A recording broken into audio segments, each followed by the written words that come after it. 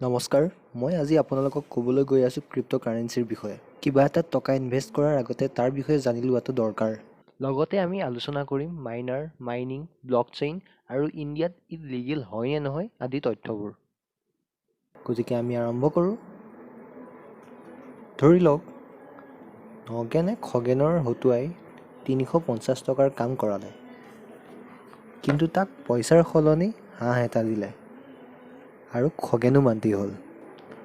তাৰ পাছত খগেনে ভাবিলে যে হাঁহটোতো পাছত কিবা কাৰণত মৰিও থাকিব পাৰে, চ' মই ইয়াক ডিজিটেল বনাই লওঁ। এটা ডিজিটেল হাঁহ।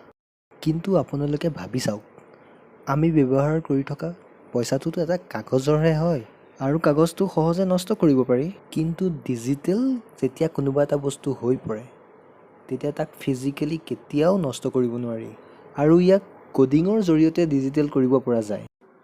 আমি যি সচৰাচৰ ব্যৱহাৰ কৰি আহিছোঁ, ফেচবুকেই হওক, হোৱাটছআপেই হওক, ইউটিউবেই হওক, এই সকলোবোৰ কোডিঙৰ জৰিয়তেই সম্ভৱ হৈ উঠিছে। এতিয়া মেইন কথালৈ আহোঁ। খগেনে যে হাঁহটো ডিজিটেল হাঁহলৈ কনভাৰ্ট কৰিলে, ইয়াকতো এতিয়া কপি পেষ্ট কৰি এটাৰ পৰা হাজাৰটা বনাব পাৰিব। গতিকে এনেবোৰ তথ্য মজুত বা চোৱা চিতা কৰে, তাক কোৱা হয় লেজাৰ বুলি। এই লেজাৰখনে হিচাপ ৰাখি যাব যে নগেনে কাক কিমানটা ডিজিটেল হাঁহ দিলে, পিছলৈ বেলেগক কিমানটা ডিজিটেল হাঁহ দিলে, বা সি কিমান কিনিলে আদি তথ্যবোৰ। কিন্তু অকল এটা কম্পিউটাৰতে এই হিচাপবোৰ নাথাকে, নহ'বা দেখোন যাক দায়িত্ব দিয়া যায় সি খেলিমেলি কৰি পেলাবওতো পাৰে। গতিকে তেনেকুৱা হিচাপবোৰ মেইনটেইন কৰিবলৈ বহুতো হাজাৰ কম্পিউটাৰত সেই লেজাৰখন থাকে। গতিকে সেই পাব্লিক লেজাৰবোৰ যোনে মেইনটেইন কৰি থাকে বা ৰেছপনচিবিলিটি লয়, তেওঁলোকক কোৱা হয় মাইনাৰ্ছ। এই যে পাব্লিক লেজাৰখন বহুতো কম্পিউটাৰ মিলি মেইনটেইন কৰি থাকে, সেই ছিষ্টেমটোক কোৱা হয় ব্লকচেইন টেকন'লজি। মানে ব্লকচেইন টেকন'লজিৰে এই গোটেই প্ৰচেছখিনি কৰা হয়, আৰু একমাত্ৰ ব্লকচেইন টেকন'লজিটোৰ কাৰণেই এই ক্ৰিপ্ট'কাৰেঞ্চি সম্ভৱ হৈ উঠিছে। ব্লকচেইন হৈছে এডাল চেইন, যি এটাৰ পাছত আনটো ব্লক লাগি সৃষ্টি হৈছে। যেতিয়া এটা ব্লকত ট্ৰানজেকশ্যনবোৰ ফুল হৈ যায়, তেতিয়া লগে লগে তাৰ পিছত আন এটা ব্লক লগ লাগি যায়। তেনেকৈ এটাৰ পাছত এটা ব্লক লগ লাগি শিকলিৰ সৃষ্টি কৰে। মানে প্ৰত্যেকটো ট্ৰানজেকশ্যন এটাৰ লগত আনটো লগ হৈ থাকে। এই ব্লকচেইন হেক কৰা প্ৰায় অসম্ভৱ, কিয়নো আগতে উল্লেখ কৰিছোঁ যে পাব্লিক লেজাৰখন বহুতো লাখ কম্পিউটাৰে চোৱা চিতা কৰি থাকে। গতিকে যদি কিবা হেৰফেৰ কৰিব চোৱা যায়, সেই কম্পিউটাৰটো ট্ৰেক হৈ যায় আৰু মাইনিং বিকল হৈ পৰে। অকল সেই কম্পিউটাৰটোৰ। আৰু লাখ কম্পিউটাৰ একে সময়তে একেলগে হেক কৰাটো প্ৰায় অসম্ভৱ। মাইনাৰ্ছবোৰে যে ট্ৰানজেকশ্যনবোৰ মেইনটেইন কৰি থাকে, ভেলিডেট কৰি থাকে, সেই প্ৰচেছটোক কোৱা হয় মাইনিং। চাওক, যদি কোনো এটা বস্তু লিমিটত থাকে আৰু যদি তাক সকলোৱে পাব বিচাৰে, তাৰ ডিমাণ্ড থাকে, তেতিয়া বস্তুটোৰ মূল্য বাঢ়ি গৈ থাকে। উদাহৰণস্বৰূপে, চহৰত যেতিয়া মাটি বেচিবলৈ ওলায়, তেতিয়া মাটিৰ দাম একচুৱেল প্ৰাইজতকৈ বহুত বাঢ়ি যায়। কাৰণ চহৰবোৰত মাটি পাবলৈ এনেও টান।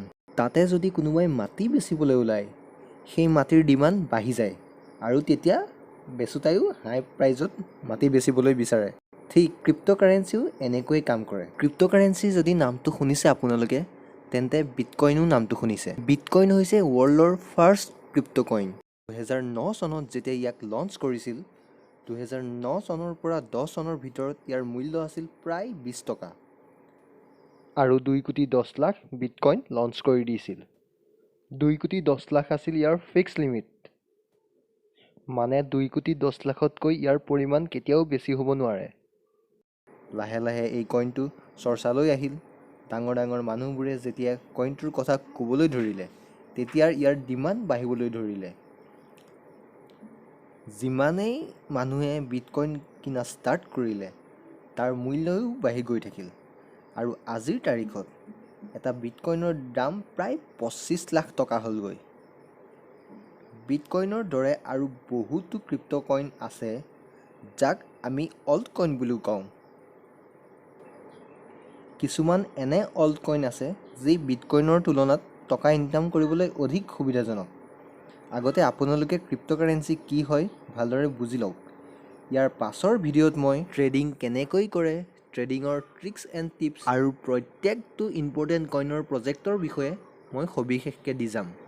এই কইনছবোৰৰ প্ৰাইচবোৰ উঠা নামা হৈ থাকে আৰু ই মেইনলি নিৰ্ভৰ কৰে নিউজৰ ওপৰত, ডাঙৰ ডাঙৰ ইনভেষ্টৰবোৰৰ ওপৰত, কোম্পানীৰ প্ৰজেক্টবোৰৰ ওপৰত।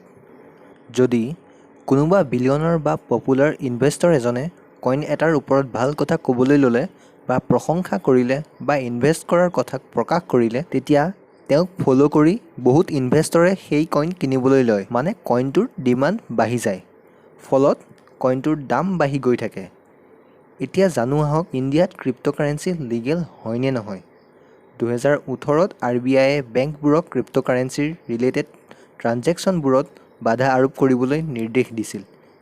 কিন্তু 2020 চনত ছুপ্ৰিম কোৰ্টে RBIক এই বেন আঁতৰাই দিবলৈ কৈছিল আৰু তাৰ পাছত বহুতে ইনভেষ্ট কৰা ষ্টাৰ্ট কৰিছিল। যদি আপুনি ভাবে যে মই টকাৰ সলনি কাৰোবাক ক্ৰিপ্ট' কইন দিম বুলি, সেইটো এতিয়াও লিগেলাইজ হোৱা নাই। কেৱল আপুনি ক্ৰিপ্ট'কাৰেঞ্চিত ইনভেষ্ট, হোল্ড আৰু ট্ৰেডিংহে কৰিব পাৰিব কিছুমান বিশেষ এপ্লিকেশ্যনৰ দ্বাৰা। আৰু সেই এপ্লিকেশ্যনৰ জৰিয়তে ইনকাম কৰা টকাবোৰ আপোনাৰ বেংকলৈ ট্ৰান্সফাৰ কৰিব পাৰিব। ক্ৰিপ্ট'কাৰেঞ্চিৰ ভাল এটা ভৱিষ্যত আছে। আপোনালোকে ভাবি চাওক, যি বিটকইন এটাৰ দাম 2010 চনত প্ৰায় 20 টকা আছিল, বৰ্তমান সেই বিটকইনৰ মূল্য প্ৰায় 25 লাখ টকা।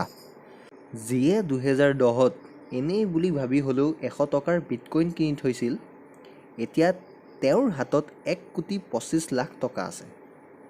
বিটকইন জনপ্ৰিয় হোৱাৰ পাছত দ্বিতীয়টো ডিজিটেল কাৰেঞ্চি আহিল, সেইটো হৈছে ইথেৰিয়াম। 2015ত যেতিয়া ইথেৰিয়াম আহিল, এটা কইনৰ মূল্য আছিল প্ৰায় 90 টকা আৰু এতিয়া ইয়াৰ এটা কইনৰ মূল্য কেৱল 5 বছৰ অন্তৰালত প্ৰায় 3 লাখ টকা। গতিকে ক্ৰিপ্ট'কাৰেঞ্চিৰ বিষয়ে মানুহে যিমানেই অৱগত হ'ব, ইয়াক কিনিবলৈ আৰম্ভ কৰিব, সিমানেই ইয়াৰ মূল্যও বাঢ়ি গৈ থাকিব। আপোনালোকক মই কৈছোঁৱেই, যেনেকৈ কইনবোৰৰ জনপ্ৰিয়তা বাঢ়ি যায়, তেনেকৈ কইনবোৰৰ মূল্যও বাঢ়ি গৈ থাকে। গতিকে এনেকুৱা ভিডিঅ'বোৰ মানুহৰ মাজত শ্বেয়াৰ কৰিবলৈ যত্ন কৰিব। ধন্যবাদ।